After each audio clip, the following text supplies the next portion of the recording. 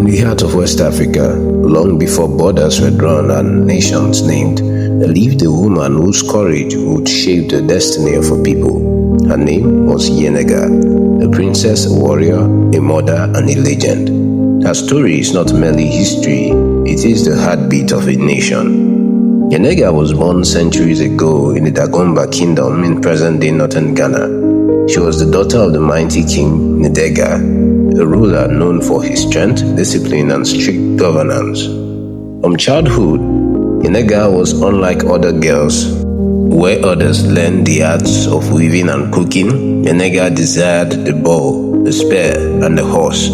She trained alongside the kingdom's finest warriors, mastering archery, horsemanship, and strategy.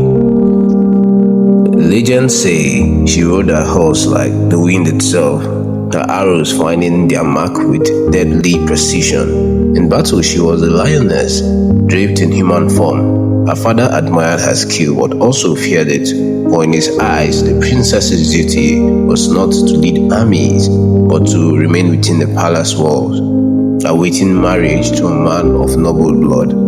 But Yennega's spirit was restless. She was not born to be confined. King Yennega relied on his daughter in times of war. When enemies threatened Dagomba, it was often Yennega who turned the tide. Soldiers respected her, the people praised her, she became a living legend in her own land. Yet, despite her service, she longed for something her father could not give her: freedom and the chance to shape her own destiny.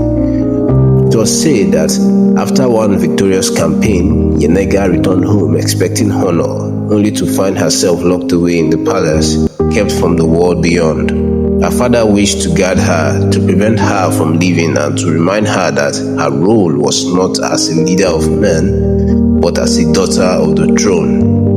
Yennega's heart grew heavy. She had fought for her people, yet she could not fight for herself. One night, dressed in a warrior's garb, Yennega mounted her beloved horse and rode into the darkness. The winds carried her spirits. The forest welcomed her rebellion. She was no longer a princess of Dagomba. She was Yennega, woman of her own making. Her journey was perilous. She crossed rivers and wilderness, guided only by the stars, and it was on this journey that fate would bring her to a man who would change the course of history. In the vast land beyond her father's reach, Yennega encountered a hunter named Riley. He was a solitary man, strong and noble, living off the bounty of the earth. The hunter and the princess, so different in birth, found in each other a reflection of freedom and strength.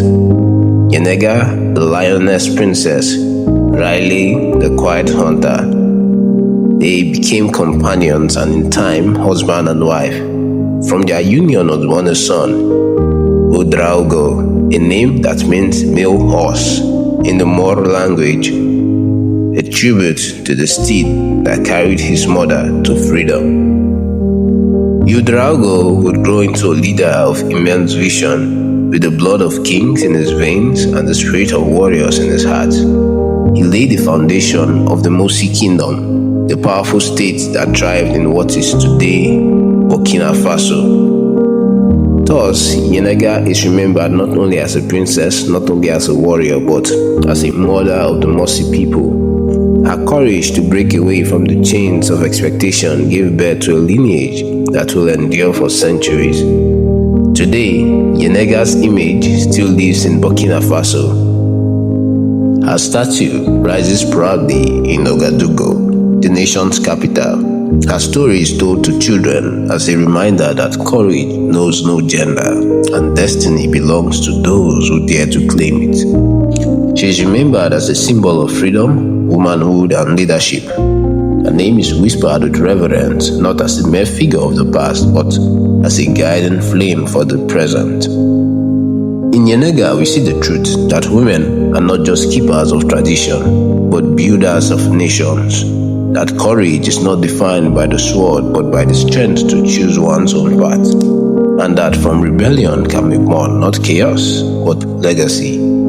So when the sun sets over the land of Burkina Faso and the winds sweep across the Sahel, the spirit of Yennega still rides, proud, fierce, and eternal. She reminds us that the story of Africa is not only of kings and conquerors, but of queens and warriors, of mothers who bettered nations and daughters who defied the limits placed upon them. Princess Yennega was more than a legend. She was destiny in motion, and her story is ours to keep alive.